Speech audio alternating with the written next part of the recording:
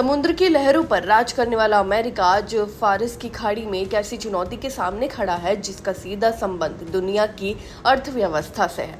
सवाल है कि क्या ईरान ने होर्मुज स्ट्रेट को अमेरिका के लिए ऐसी पहेली बना दिया है जिसका हल 2029 तक भी नहीं निकलेगा। जी हां, आपको बता दें कि होर्मुज की संकरी जलधारा दुनिया की सबसे अहम ऊर्जा मार्गों में से है और दावा है कि यहाँ ईरान ने ऐसा दबाव बनाया है कि अमेरिका की भारी भरकम सैन्य ताकत भी निर्णायक नतीजा नहीं दे पा रही है। लेकिन सबसे बड़ा सवाल अब यही है कि क्या ईरान अब ट्रंप के पूरे कार्यकाल तक टकराव जारी रखने की रणनीति बना रहा है। आपको बता दें कि रिपोर्ट्स के मुताबिक ईरानी अधिकारी तत्काल किसी समझौते की बजाय लंबा इंतजार करने के विकल्प पर विचार कर सकते हैं, यानी 2029 तक ट्रंप का कार्यकाल खत्म होने का इंतजार। अगर ऐसा होता है तो होर्मुज का संकट सिर्फ एक सैन्य टकराव नहीं रहेगा बल्कि ये वैश्विक ऊर्जा संकट में बदल सकता है।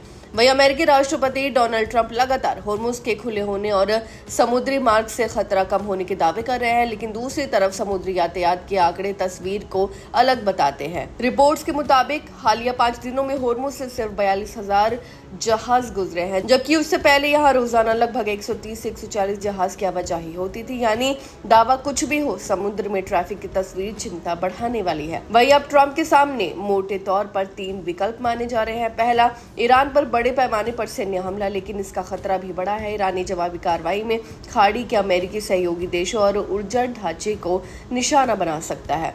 दूसरा, आर्थिक दबाव और प्रतिबंधों को और बढ़ाना, लेकिन ईरान दशकों से प्रतिबंध झेल रहा है और इसके बावजूद उसकी रणनीतिक क्षमता कम नहीं हुई। तीसरा, मौजूदा स्थिति को बनाए रखना, लेकिन इसका मतलब होगा कि होर्मुज संकट लंबे समय तक जारी रह सकता है और यही वो बिंदु है जो ईरान की रणनीति अमेरिका के लिए मुश्किल पैदा करती है। वहीं अमेरिका और उसके सहयोगी अब होर्मुज के विकल्प तलाश रहे हैं। सऊदी अरब और यूएई के वैकल्पिक तेल मार्गों के साथ साथ इराक भी भूमध्य सागर तक पहुंच बनाने की योजनाओं पर काम कर रहा है। वहीं आपको बता दें कि एक प्रस्तावित रूट इराक के बसरा से हदीशा, फिर बैजी और फिशा खाबूर होते हुए तुर्किया के सीहान पोर्ट तक तेल पहुंचाने का है। दूसरा विकल्प हदीशा से सीरिया के बनियास बंदरगाह तक पाइपलाइन का है। वहीं अगर ये योजनाएं सफल होती हैं तो इराक की होर्मुज पर निर्भरता काफी कम हो सकती है।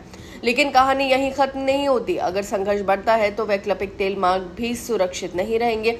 सऊदी के पाइपलाइनों और इसकी ऊर्जा ढांचे पर हमलों का खतरा बढ़ सकता है। यानी अमेरिका होर्मुज का विकल्प तलाश रहा है और ईरान उन विकल्पों को भी चुनौती देने की क्षमता रखता है। अब असली सवाल यही है कि क्या ट्रंप होर्मुज को फिर से पूरी तरह खोल पाएगा या फिर ईरान के साथ ये टकराव 2029 तक खींचकर दुनिया को एक ऐसे ऊर्जा संकट में धकेल देगा जिसकी कीमत हर देश को चुकानी पड़ेगी।